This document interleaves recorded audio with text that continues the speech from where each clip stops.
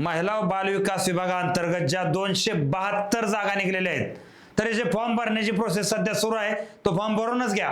पण त्याच्याबरोबर हे लेक्चर नक्की बघा, का तर ह्या लेक्चरच्या माध्यमातून ह्या परीक्षेमध्ये TCS मार्फत होणाऱ्या ह्या परीक्षेमध्ये 175 प्लस मार्क नेमकी कशी आणली पाहिजेत आणि नेमकंच काय केलं पाहिजे, ह्या सगळ्या गोष्टीचं मार्गदर्शन तुम्हाला पुढच्या 10 ते 15 मिनिटांमध्ये मी करणार आहे. त्याच्यामुळे हा व्हिडिओ तुम्ही तर व्यवस्थितरित्या बघाच बघा, पण ह्याची तयारी करणाऱ्या प्रत्येक विद्यार्थी म्हणजे महिलेपर्यंत हा व्हिडिओ नक्की पोहोचवा आणि जेणेकरून त्यांना याचा भरपूर बेनिफिट होईल. तर टप्प्याटप्प्यानं आपण नेमकं काय केलं पाहिजे हा मुद्दा पाहणं गरजेचं आहे.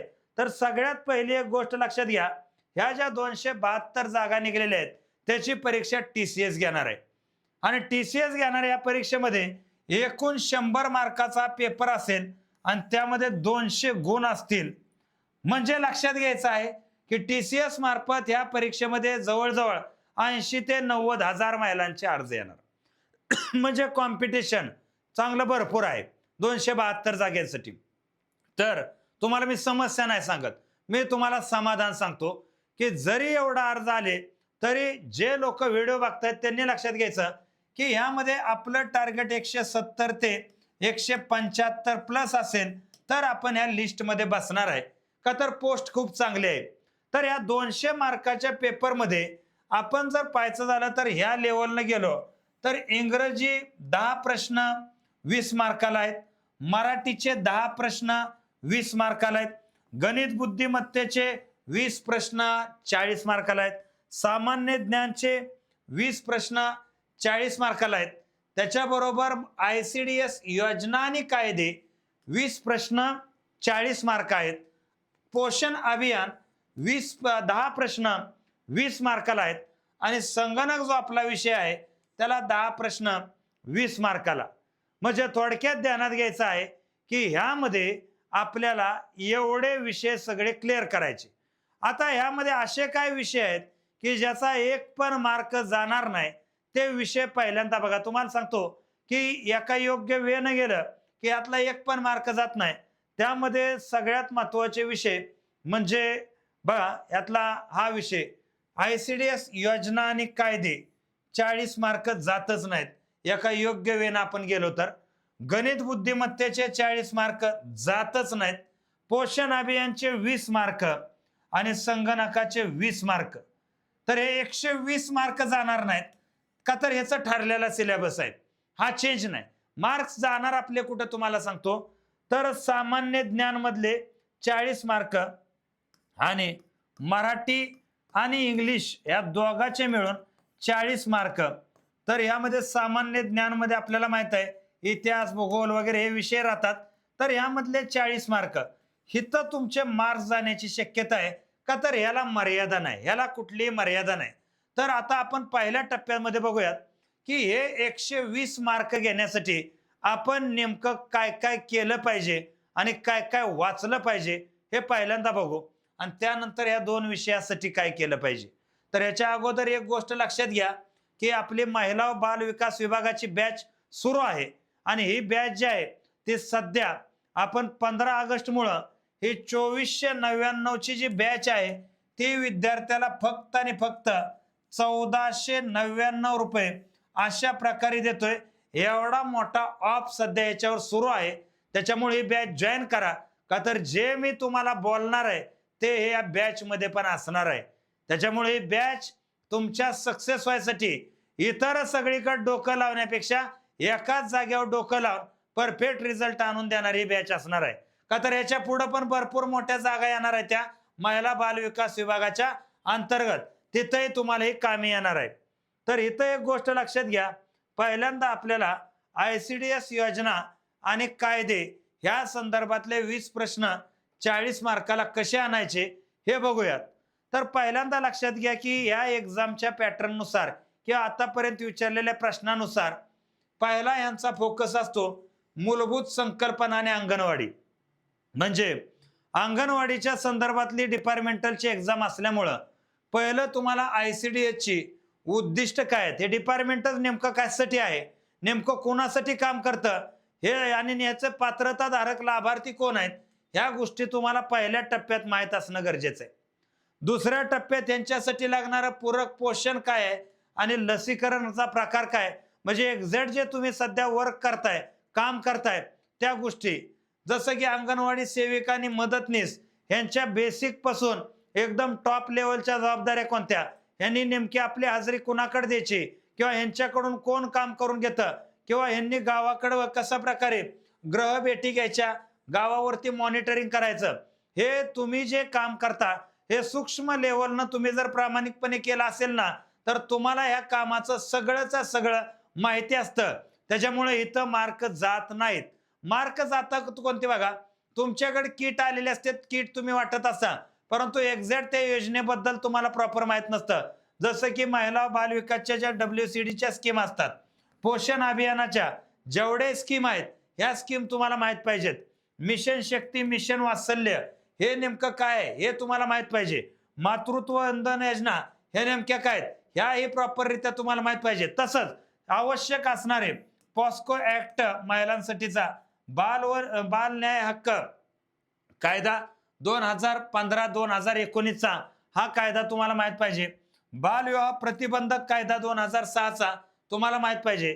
कौटुंबिक हिंसाचार कायदा माहित पाहिजे आणि बाल कल्याण समिती आणि महिला आयोग ह्या विषयी पण तुम्हाला माहिती पाहिजे. महिला आयोग जर इथे लिहिला नसेल तरी सुद्धा तुम्हाला त्याच्या संदर्भातली जी आवश्यक माहिती आहे ते माहिती असणं अत्यंत गरजेचं आहे.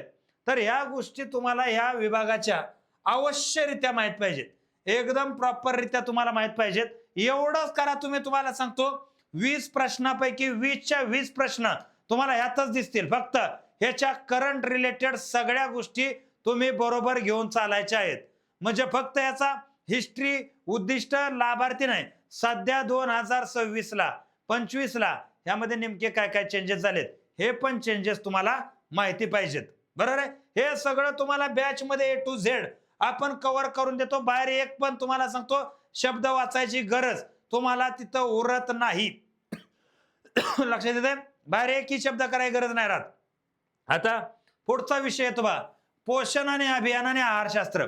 आता बऱ्याच ठिकाणी बऱ्याच बॅचेस मी बघितल्या, त्यांनी सरळ धडधडीत उठलेत आणि काय सुरू केलंय, दणका सुरू केलाय नुसता. तुम्हाला सांगतो बायोलॉजीचं पुस्तक घेतलंय, त्यातलं आरोग्यशास्त्र आणि आहारशास्त्र घटक उचललेत आणि तेच रपाटून शिकवायला सुरुवात केलेली आहे की हे असं आहे, ते तसं आहे, आमका आहे, फलाना आहे, हाडं ठिसूळ व्हायचा आजार, दुनिया व्हायचा आजार, म्हातारपणीचा आजार. बरोबर आहे ना. हे या गोष्टी तुम्हाला नाहीत.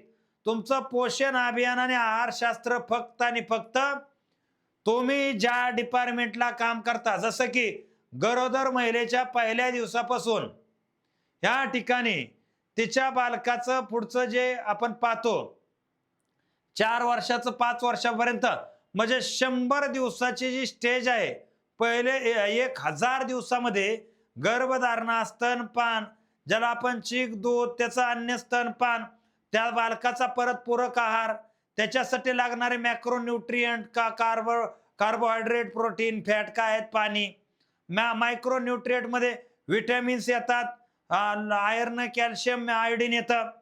पोषणाच्या माध्यमातून होणारे ह्या ठिकाणी आजार कोणते, कुपोषणामुळे कोणकोणते आजार होतात किंवा कुपोषणच कसं होतं, सुपोषणच कोणतं होतं, आणि हे दोन्ही होऊ नये म्हणून नेमकी गव्हर्नमेंट काय काळजी घेतं, मग गव्हर्नमेंटनं कोणते अभियान चालू केले, मग गव्हर्नमेंटच्या कोणत्या याच्या योजना आहेत, ह्या योजनांचा अभ्यास आपल्याला करायचा आहे. बरोबर आहे. साधा सिंपल अभ्यास आहे याचा, वेगळं असं काहीच नाही.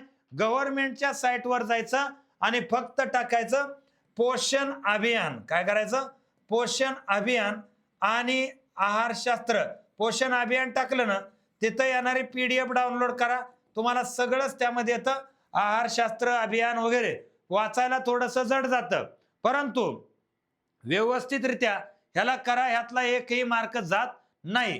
परत तुम्हाला सांगतो सगळ्यात सर्वोत्तम मटेरियल बॅच मध्ये राहतं आपल्या, यातलं सर्वोत्तम लेक्चर सहित, PDF सहित, त्याच्या टेस्ट सहित सगळं कुठं राहतं, बॅच मध्ये राहतं.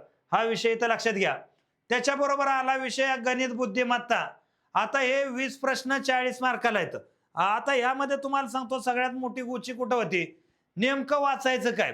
आज जर तुम्ही संख्या मालिका चॅप्टर घेतला तर उद्याला लसावी करचाल, परवा मसावी करचाल, मग शेकडेवारी करचाल, मग नफा करचाल, मग तोटा करचाल, मग काळ, मग काम, मग वेग, मग रेल्वे, मग बोट, मग प्रवाह, मग सरळ वाढ, मग चक्रवाढ व्याज.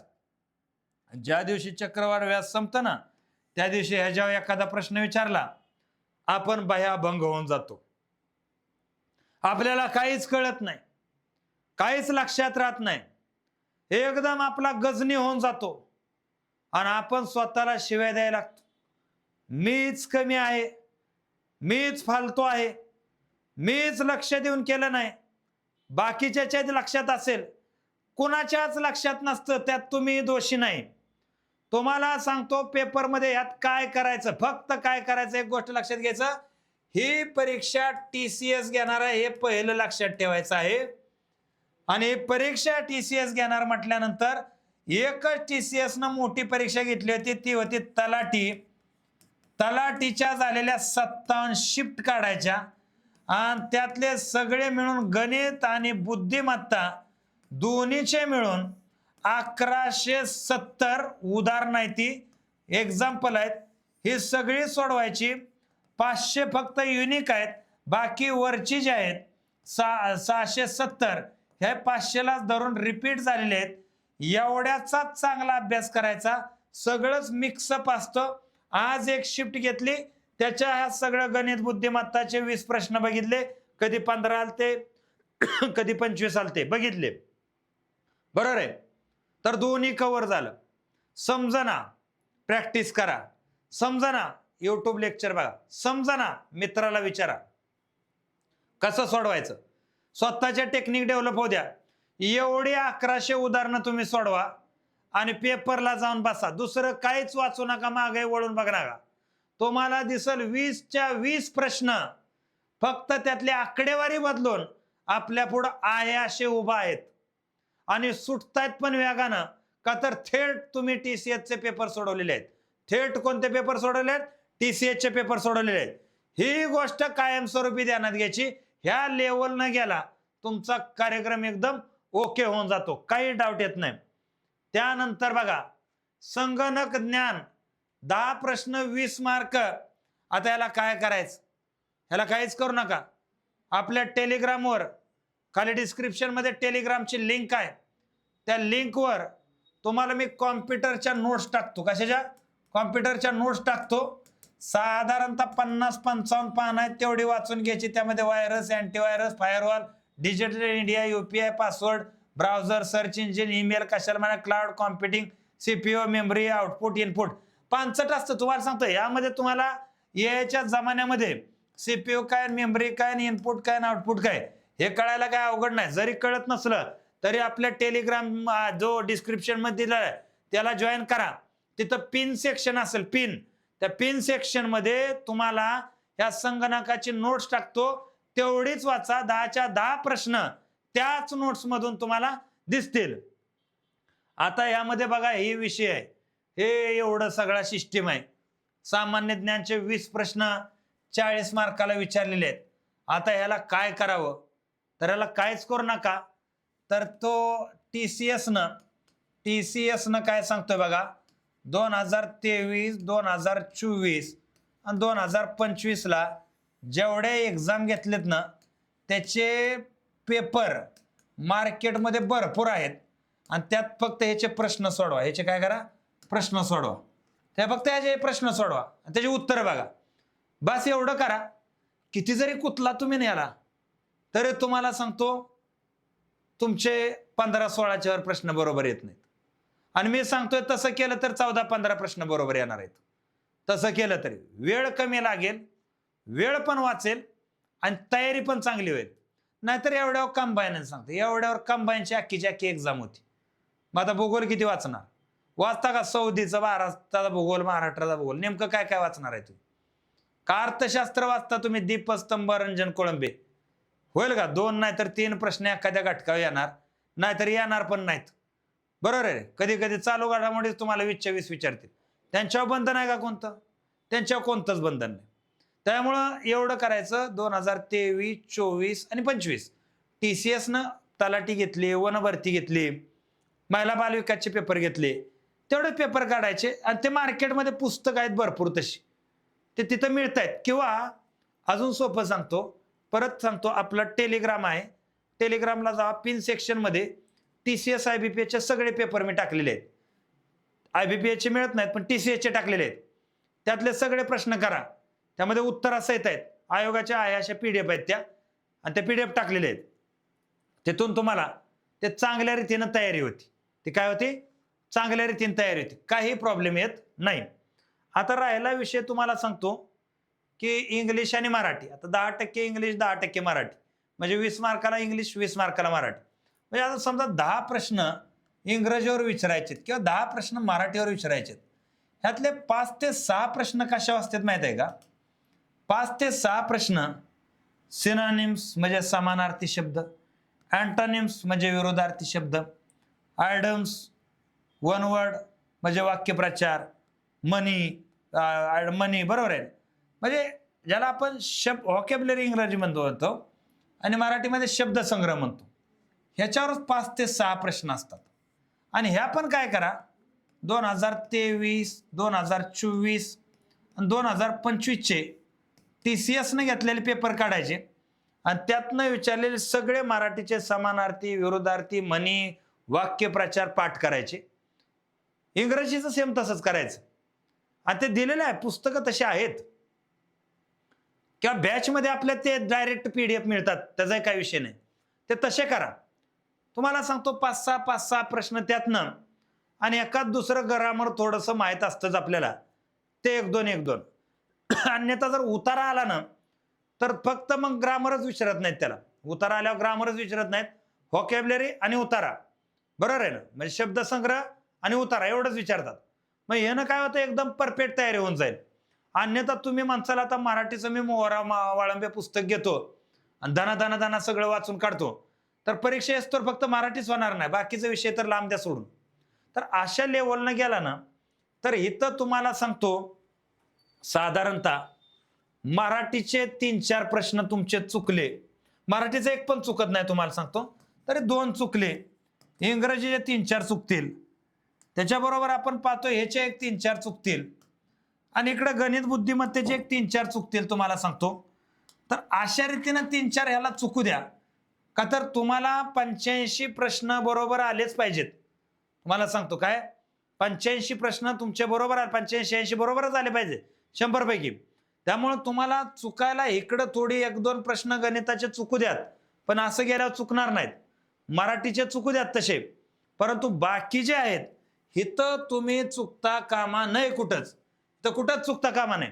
आणि हे सगळं परफेक्ट पाहिजे ना तर लय प्रयोग करू नका, ही बॅच घ्या, लय एक्सपेरिमेंट करत बसू नका स्वतः बसून, का तर परत ही डिपार्टमेंटल एक्झाम सुटते नाही सुटते, 12 भानगडी होतात, काय घडतं ना. त्यामुळे ही बॅच आहे एकदम ओके आहे, तुम्हाला काही प्रॉब्लेम येणार नाही. तर ही गोष्ट चांगली लक्षात आलेली असावी अशी अपेक्षा मी व्यक्त करतो आणि ह्या ठिकाणी थांबतो. जय हिंद, जय महाराष्ट्र.